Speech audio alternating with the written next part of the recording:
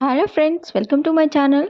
ఈరోజు నేను ఈ వీడియోలో మెంతికూరతో చపాతీ ఎలా చేయాలో చూపించబోతున్నాను. ఏం లేదండి, సింపుల్గా ఉంటుంది ప్రాసెస్. వీడియో చూసే ముందు ఒక లైక్ ఇవ్వండి ఫ్రెండ్స్.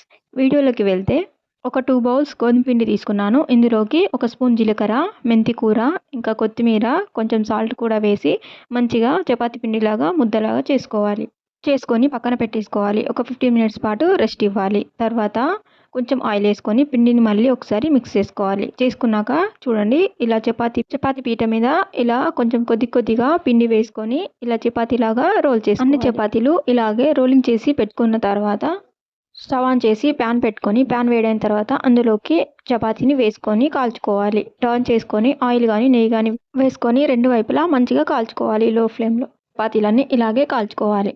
ఇంతేనండి, సింపుల్గా ఉంటుంది మన మెంతికూర చపాతీ. ఎంతో హెల్దీ, ఇంకా టేస్టీ కూడా. నచ్చితే మీరు కూడా ట్రై చేసి ఈ వీడియోకి ఒక లైక్ ఇచ్చి షేర్ చేసి సబ్స్క్రైబ్ చేసుకోండి ఫ్రెండ్స్. నేను ఇక్కడ పొట్టు పెసరపప్పుతో ట్రై చేశానండి. చాలా బాగుంది, చాలా హెల్దీ కూడా, టేస్టీ కూడా చాలా బాగుంది.